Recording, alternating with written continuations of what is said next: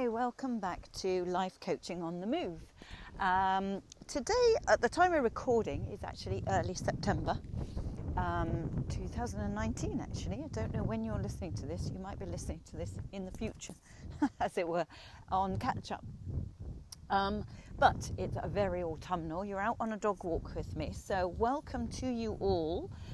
For those of you who are new to this podcast, I am thrilled that you found it, that you've chosen this podcast and prepared to give me the time. I am Dawn, a life coach, and have been for a very long time, 17 years, motivational speaker, and I've dedicated this podcast to anybody who is prepared to push themselves forward, to develop, to grow, to expand, to change, to improve, and to learn. And the very fact that you are listening to a podcast on that subject makes me sure that you are the type of listener that will respond well to these ideas, that is keen to progress and move forward and learn new ideas. So welcome along. Thank you so much. To my regular listeners, thanks for coming back. You know the format. You're often on a dog walk with me because it's when I'm at my quietest and most creative. And I love being out with nature. Today is very, very crisp. The first day I've worn long trousers. And the children have gone back to school today. So yay, it's a quiet house. I might start, now it's going colder, to record at home a little bit more. But this podcast is very authentic. It's unedited. I speak from the heart.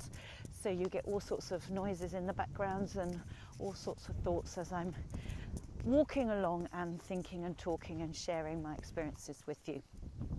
Today, I am going to be talking about moving forward because symbolically, as I've mentioned, it is September, early September. The children have just gone back to school. I'm back in routine again. And I suspect if that's the case, if you've got family, it's the same for you.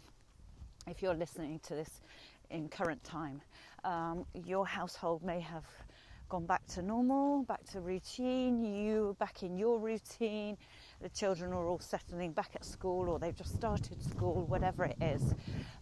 Or if you're not at that time in your life or you don't have a family, you may well have your holidays behind you now and you're returning back to work for the fourth quarter of your year, perhaps.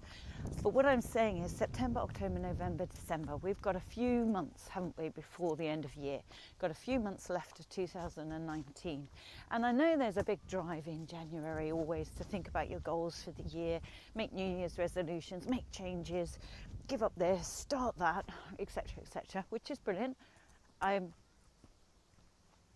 all for that any time of year. Sorry, I stopped there because I can hear voices and I'm normally the only one in here. Anyway, but I'm very much for the fact that you can do that at any point throughout the year. It doesn't have to be just January. It can be and should be at any point of the year. In fact, it's almost ongoing throughout the year. Symbolically, I'm thinking now we've got the last quarter ahead of us. Why not focus on this last quarter and make it the best of the year so far? So that you start 2020, strong, focused, ready, prepared, planned, know what you're aiming for on a real high. You can continue on a continuum with your progress that you can make in the next few months.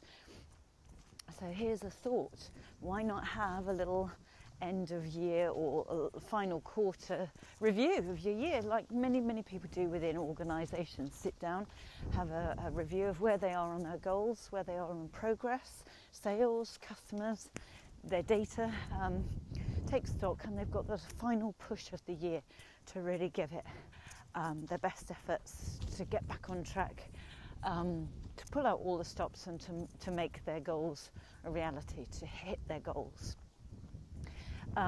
So we could do this in life. In fact, I think we should do this in life, because how do we know where we're going if we don't have a plan? How do we know when we've got there if we don't actually know where we're headed for? If you were accepted an invitation to somebody a new friend accept an invitation for the first time to their house. They didn't actually give you their address. You vaguely knew roughly which part of town they live in, and off you head.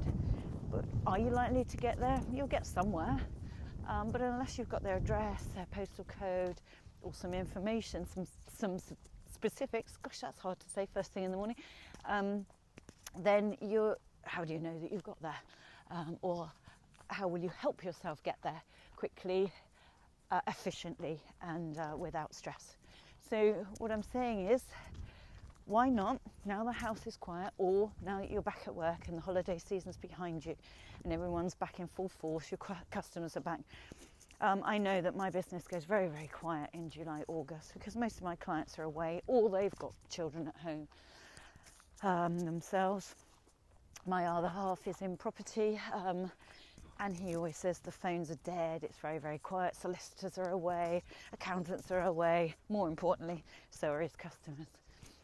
It is a crazy time, so it doesn't matter what we're involved with, actually, unless we're in the tourist industry. It's generally quite quiet in July and August, and so generally in September things start picking up, getting busy, and we get some energy and some enthusiasm again. So I want you to harness that this time. I want you to harness that energy and enthusiasm, and let's turn it round on its head. Let's get some specific goals, some specific aims, so that you can make 2019, the end of the year, the highest part, the strongest part.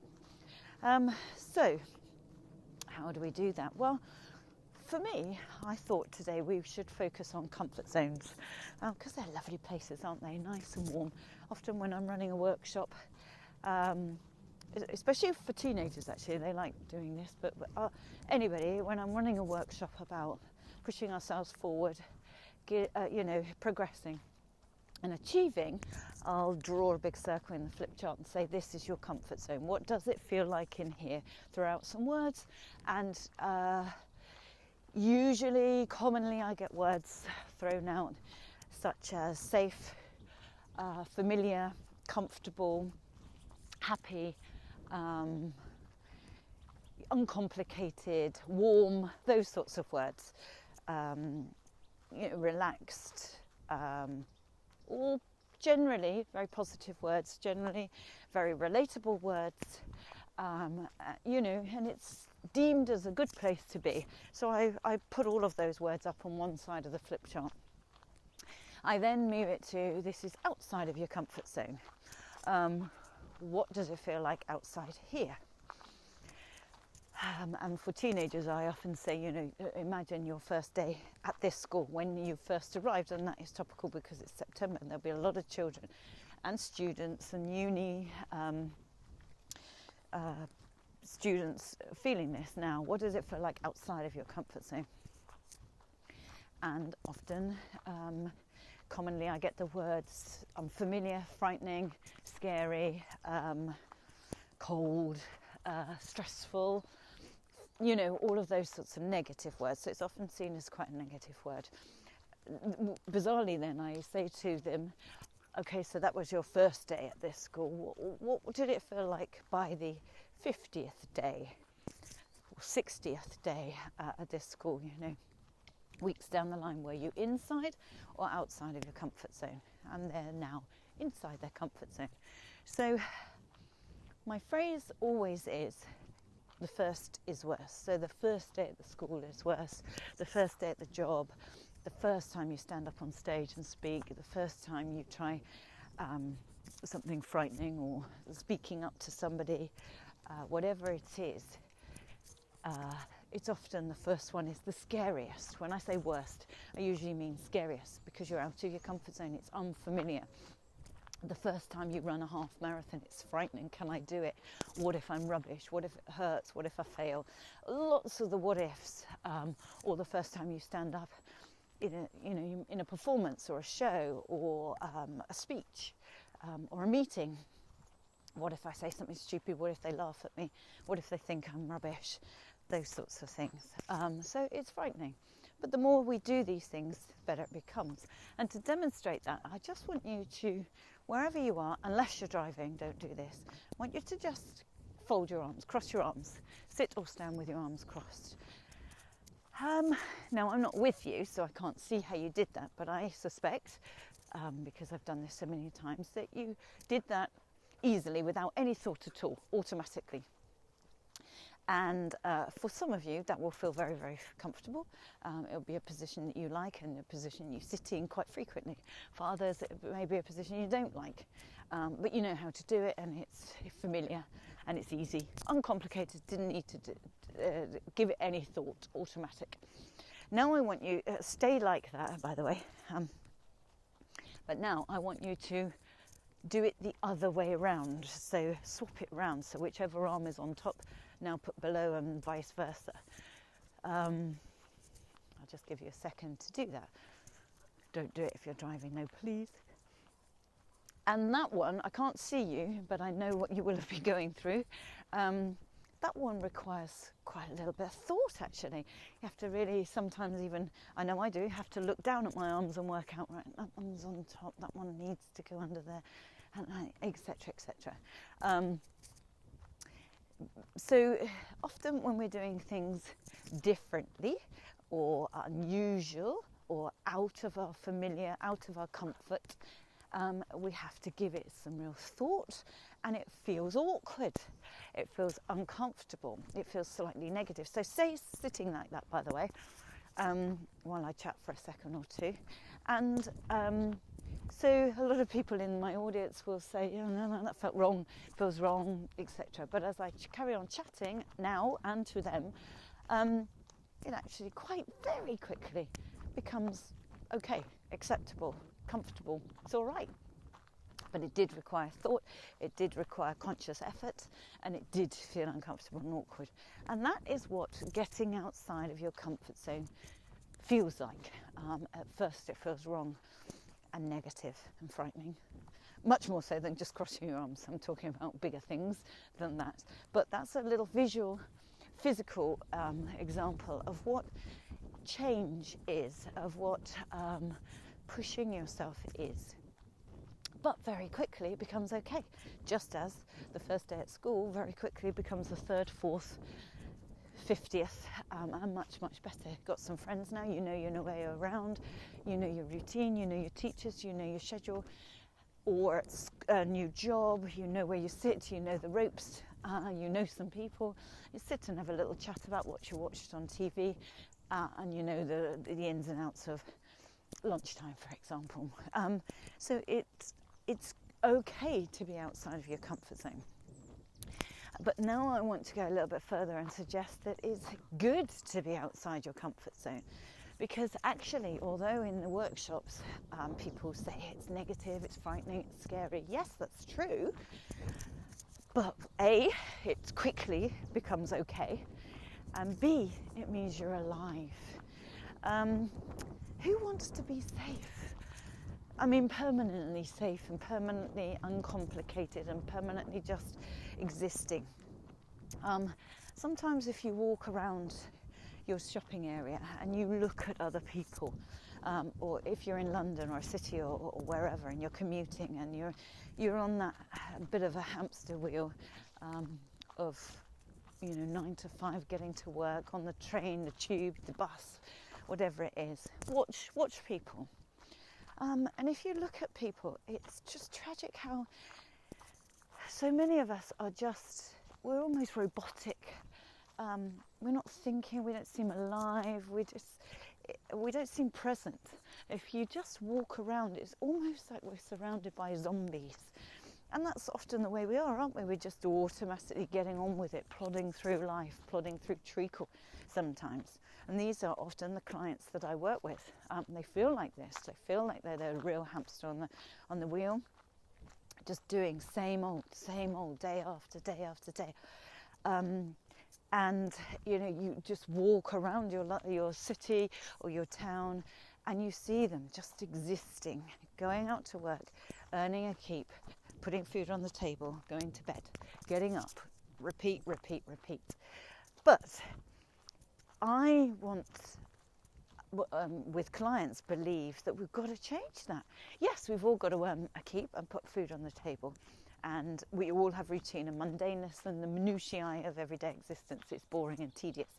I get that, which is why we need to consciously be aware of that and consciously manage it by throwing in extra things, by throwing in little challenges for ourselves, by throwing in some fun.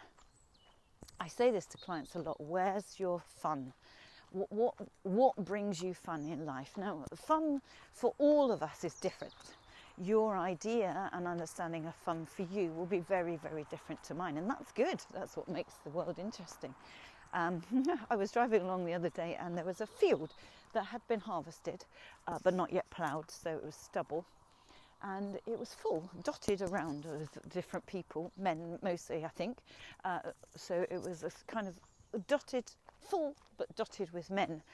And their cars were all parked on the bank outside of the field. I thought, what's going on? There's normally no one there at all out there. And I looked, and they were all metal detecting, all together. So they're obviously part of a club. They're obviously looking for potential treasure or interesting finds, etc. And I thought, how bizarre. And that's not something I'm into. It's not something I understand particularly, but I do get it. I get the connection. They're all obviously got something in common. They've all arranged it, organised it. They had a day and a date and a place and a venue, and they've obviously sought permission. And it's fairly exciting because they might find something, and then I guess there's somebody that does, and they dig it up. They'll all have a look and share it, share the finding and the experience and its connection.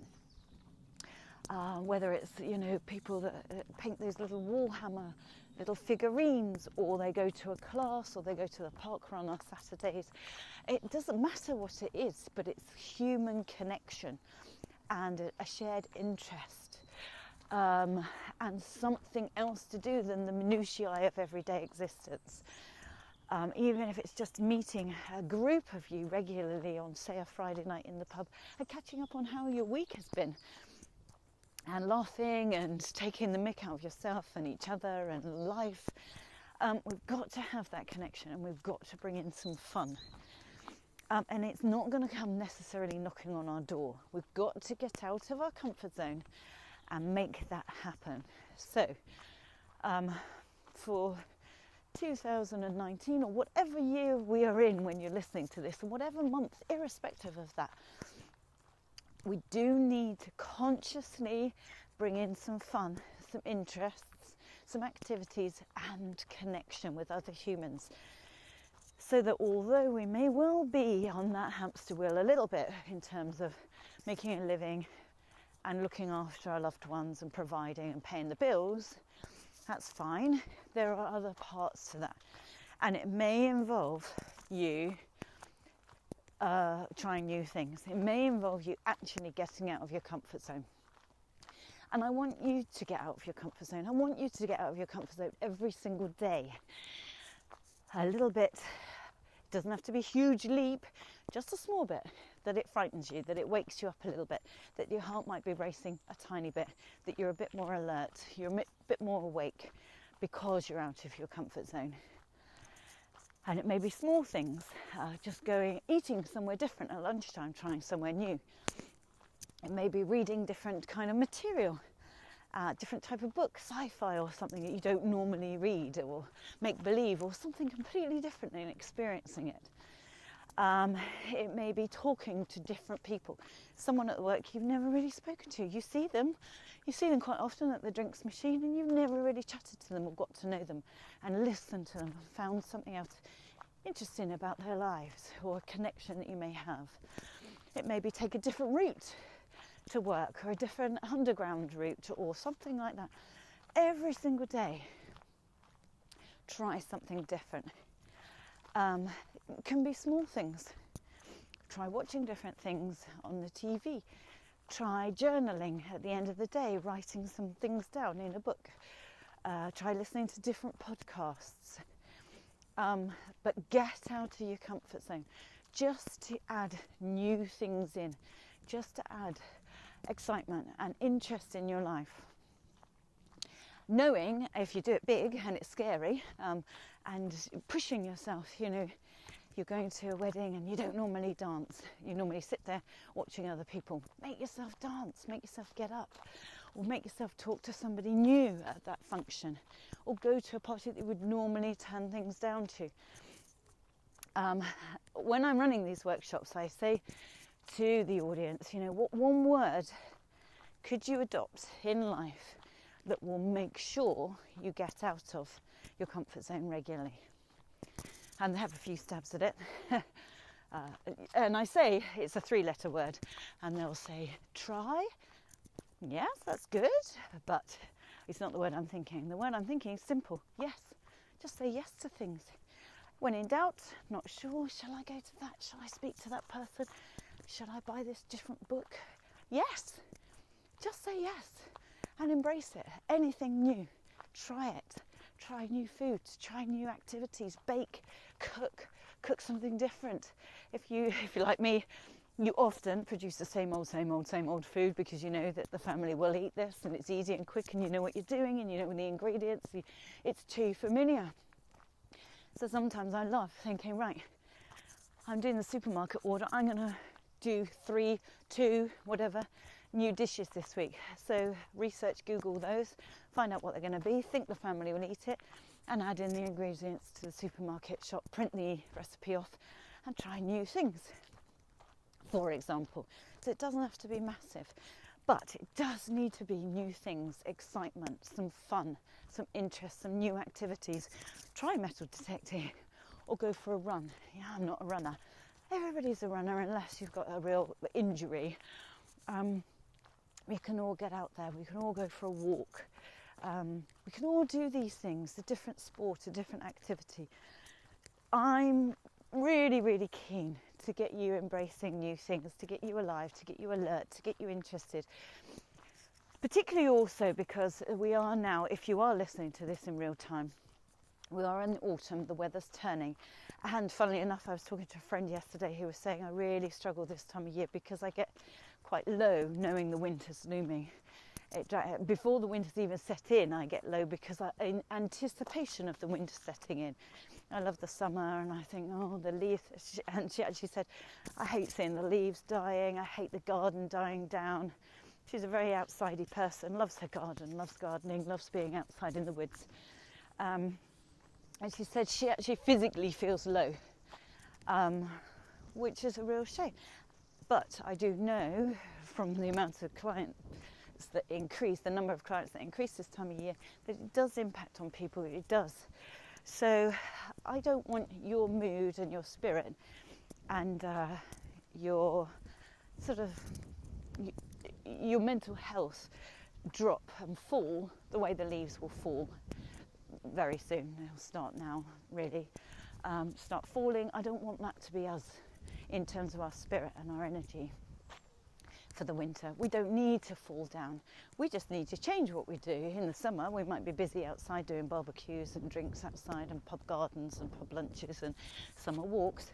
We've got to change it for the winter, but keep that same energy, keep that same enthusiasm for life. Just change what we do.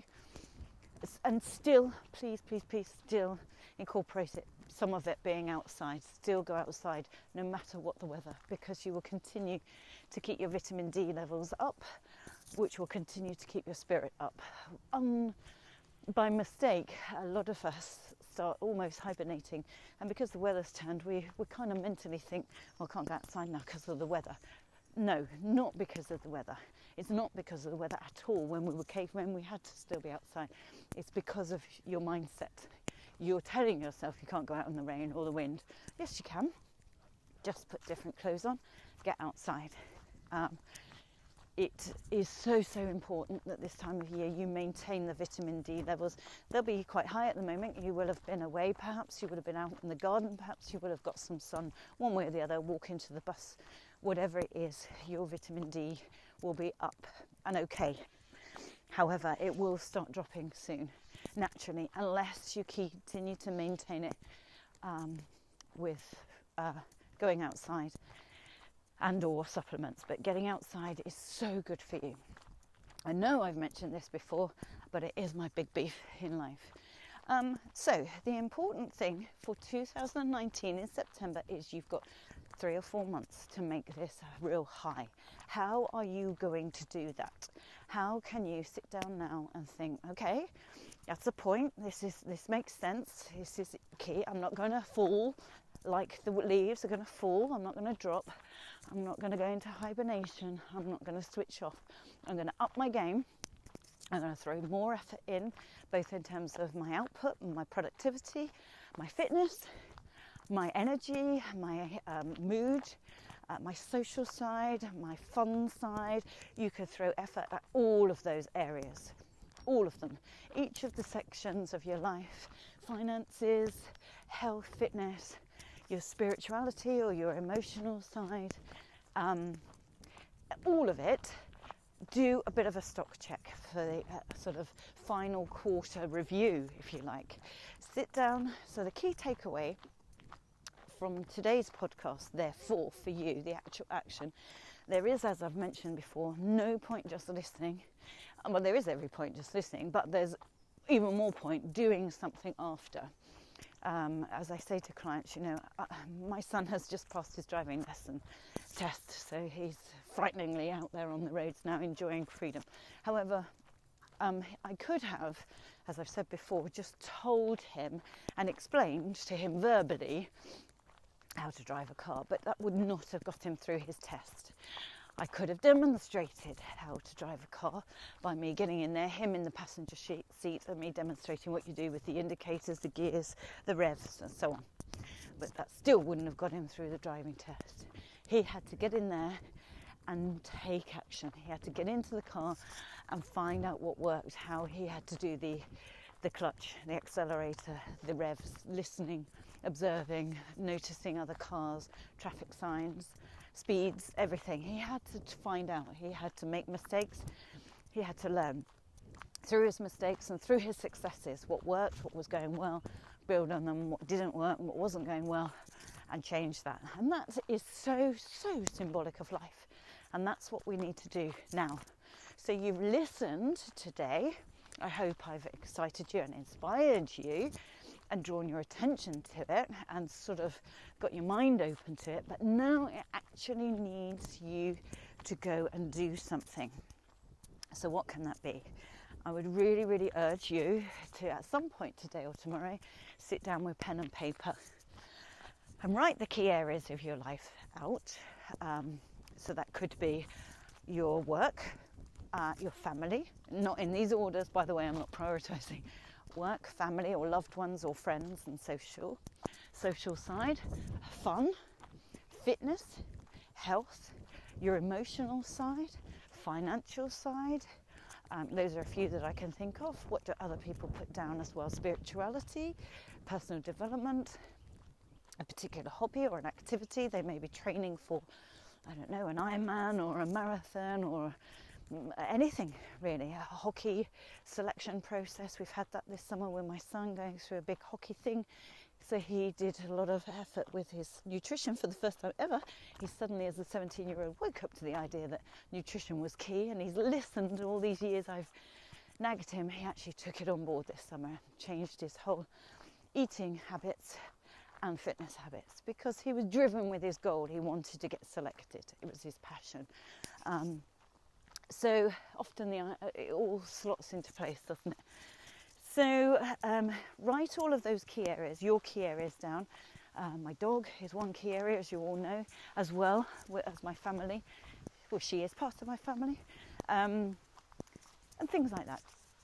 Jot them down, and now next to each of them, jot down something that you can be doing on each of those that will improve them or enhance them, make them even better for the last few months of the year.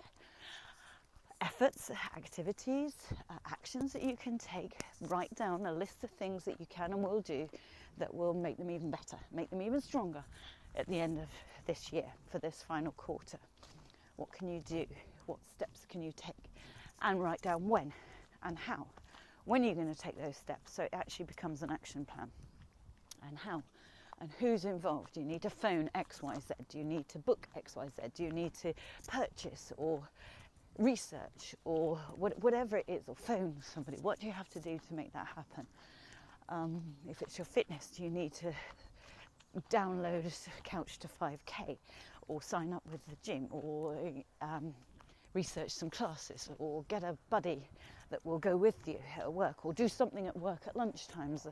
You know, a few of you in a department suggest that you will go for a three times a week brisk walk at lunchtimes, and get people involved with that. Some of these things can overlap as well, so that might help your social side, your connection with other humans. It may help your health and your vitamin D's and your mood. It may help your fitness, fresh air, your sleep. Sleep should probably go on that list as well, by the way.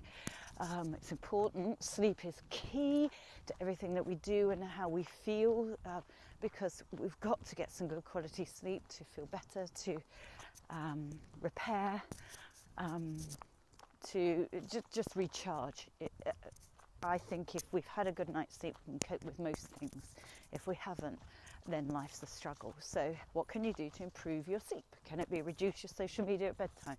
Can it be get some nice bubbles in that help relax, and change the bathroom environment and make it much more ambient? Or the bedroom, in fact, much calmer. Get the social devices, the electronic devices out of the room, those sorts of things. Dim light, better bedding, change a pillow, something like that. What can you do to help?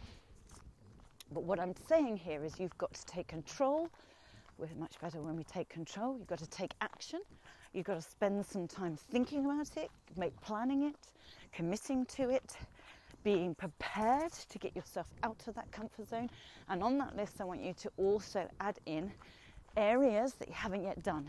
Get out of your comfort zone in each and every one of those areas of your life daily, a little bit or massively. It makes no difference, but just keep getting out of your comfort zone, because when we get out of our comfort zone and challenge ourselves and stretch ourselves, that then becomes your new bigger comfort zone. It basically expands it a little bit like a balloon, which is what I do in the workshops, particularly with teenagers, but with anybody.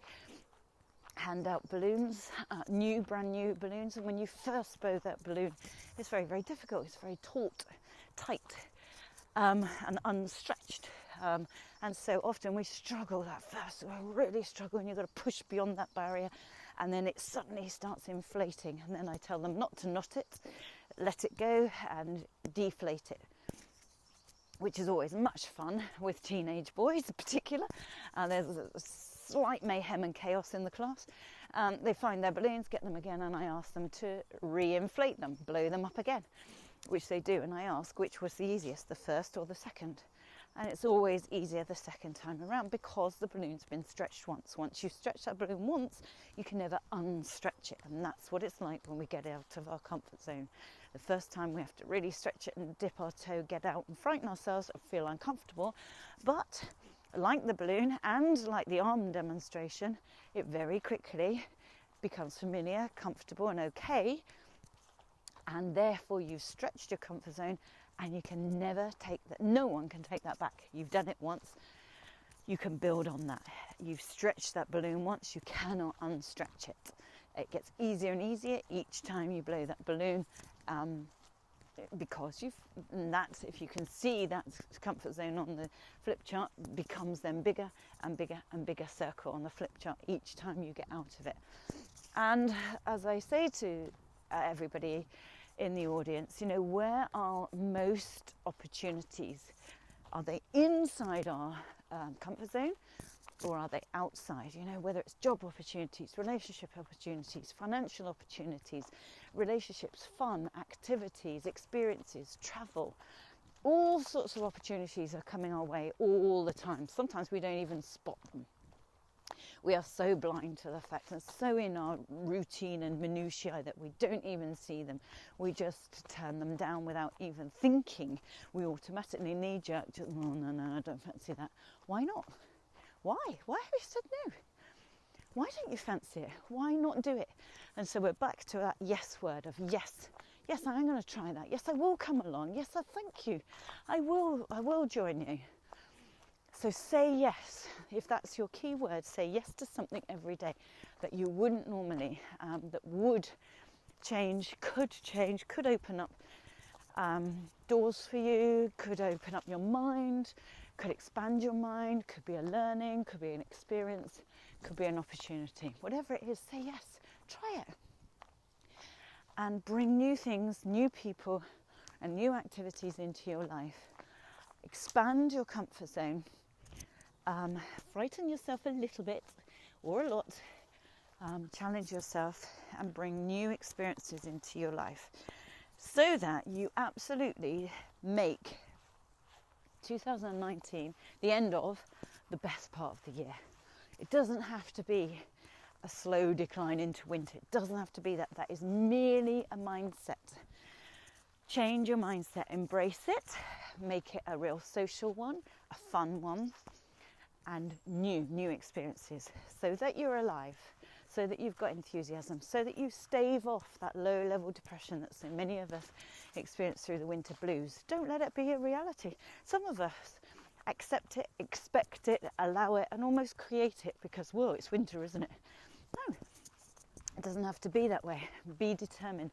Fight it off, stave it off with action. So today or tomorrow, write down your list, write down your actions, write down your plan, do a stock check, do a review.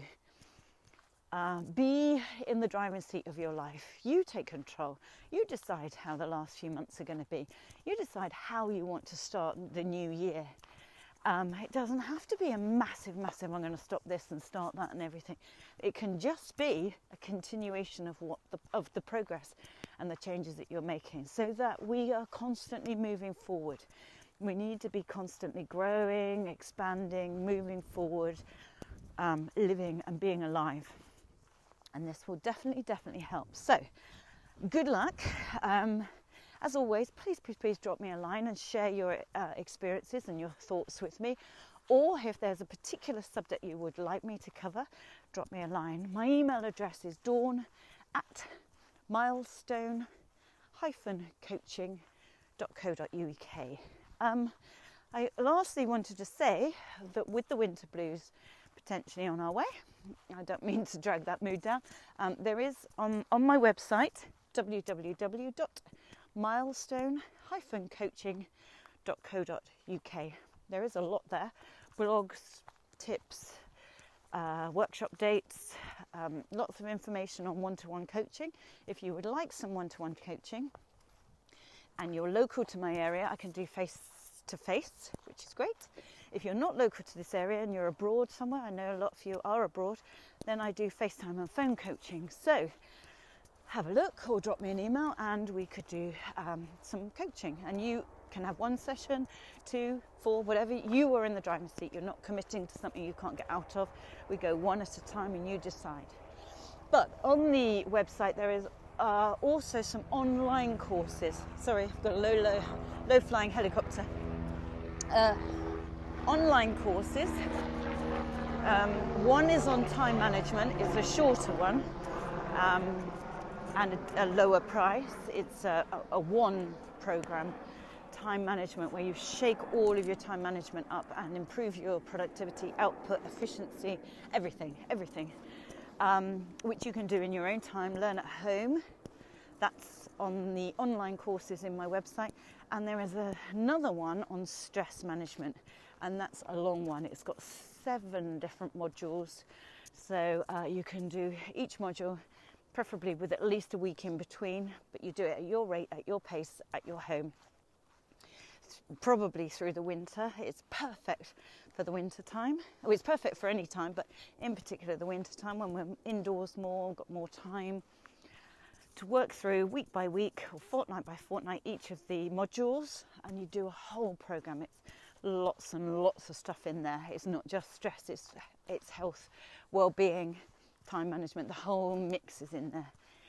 So that's a great packed with tips and techniques for you. So if you want to look at the online courses for yourself or for a colleague at work, if you're a manager or a business owner and somebody's struggling with time management or their stress, it's a great thing to purchase for staff or for a loved one if they're struggling and they can't do coaching one-on-one. This may be their option because some people feel uncomfortable working one-to-one, but they prefer to work online by themselves. So that's an option too. Thank you so much for joining me on this occasion. I genuinely hope it's been helpful. I appreciate your time so much. I wish you a really, really good, strong, powerful week ahead. Try everything we've covered. As I say about driving, it's not just listening to the techniques, you've got to actually try them. Try them, find out what works, make some mistakes, get some successes and build on them. And share your experiences with me and drop me a line. Take care, everybody, and I'll see you on the next episode.